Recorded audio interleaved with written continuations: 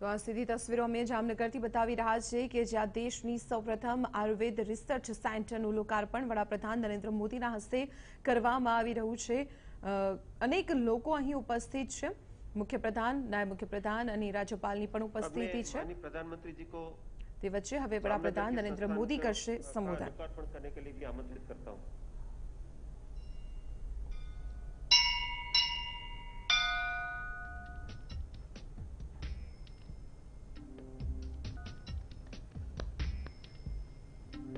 તો આખરે વર્ચ્યુઅલ લોકાર્પણ વડાપ્રધાનના હસ્તે કરી દેવામાં આવ્યું છે। જામનગરમાં આઈઆઈએમ કક્ષાનું એક આયુર્વેદિક સેન્ટર ઊભું કરવામાં આવ્યું છે, જ્યાં રિસર્ચ એન્ડ સ્ટડી કરવામાં આવશે અને આયુર્વેદના જે નિષ્ણાતો છે કે પછી તેમાં રસ ધરાવતા વ્યક્તિઓ માટે આ દિવાળી પહેલા એક મોટી ભેટ કહી શકાય। प्रधानमंत्री जी को अपने संबोधन के लिए आमंत्रित करता हूं। केंद्रीय मंत्रिमंडल के मेरे सहयोगी श्रीमान श्रीपाद नाइक जी, राजस्थान के मुख्यमंत्री श्रीमान अशोक गहलोत जी, गुजरात के मुख्यमंत्री श्रीमान विजय भाई रूपाणी जी, राजस्थान के गवर्नर श्रीमान कलराज जी, गुजरात के गवर्नर श्रीमान आचार्य देवव्रत जी, अन्य सभी मंत्रीगण, सांसदगण, विधायकगण, आयुर्वेद से जुड़े सभी विद्वानजन, देवी और सज्जनों, आप सभी को धनतेरस, भगवान धन्वंतरि की जयंती की बहुत बहुत शुभकामनाएं। धन्वंतरि जी ने आरोग्य के देवता माने जाते हैं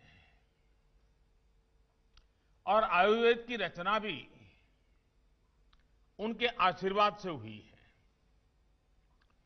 आज के इस पावन दिन आयुर्वेद दिवस पर भगवान धन्वंतरि से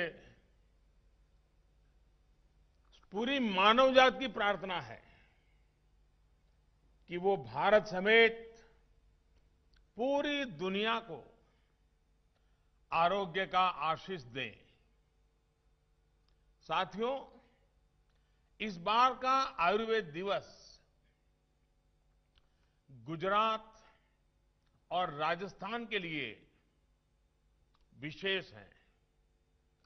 हमारे युवा साथियों के लिए भी विशेष है। आज गुजरात के जामनगर में institute of teaching and research Ayurveda में उच्च शिक्षा, रिसर्च और स्किल डेवलपमेंट से जुड़े इन बेहतरीन संस्थानों के लिए राजस्थान, गुजरात के साथ ही पूरे देश को बहुत बहुत बधाई। साथियों, आयुर्वेद भारत की एक विरासत है जिसके विस्तार में पूरी मानवता की भलाई है। ये देखकर किस भारतीय को खुशी नहीं होगी कि हमारा पारंपरिक ज्ञान अब अन्य देशों को भी समृद्ध कर रहा है। आज ब्राजील की राष्ट्रीय नीति में आयुर्वेद शामिल है। भारत अमेरिका संबंध हो, भारत जर्मनी रिश्ते हो, आयुष और भारतीय पारंपरिक चिकित्सा पद्धति से जुड़ा सहयोग निरंतर बढ़ रहा है। ये भी प्रत्येक भारतीय के लिए बहुत गर्व की बात है कि डब्ल्यूएचओ ने और अभी डब्ल्यूएचओ के मुखिया और मेरे मित्र, उन्होंने एक बहुत महत्वपूर्ण घोषणा की है। डब्ल्यूएचओ ने global centre for traditional medicine, इसकी स्थापना के लिए दुनिया में से भारत को चुना है और अब भारत में से दुनिया के लिए इस दिशा में काम होगा। भारत को ये बड़ी जिम्मेदारी सौंपने के लिए मैं वर्ल्ड हेल्थ ऑर्गेनाइजेशन का, विशेष रूप से WHO के महानिर्देशक मेरे मित्र डॉक्टर टेड्रोस का भी हृदय से आभार व्यक्त करता हूं। मुझे विश्वास है कि जिस प्रकार Bharat pharmacy of the world इस रूप में उभरा है, उसी प्रकार पारंपरिक चिकित्सा का ये सेंटर भी ग्लोबल वेलनेस का सेंटर बनेगा। ये सेंटर दुनिया भर की ट्रेडिशनल मेडिसिन्स के विकास और उनसे जुड़ी रिसर्च को नई बुलंदियां देने वाला साबित होगा। साथियों,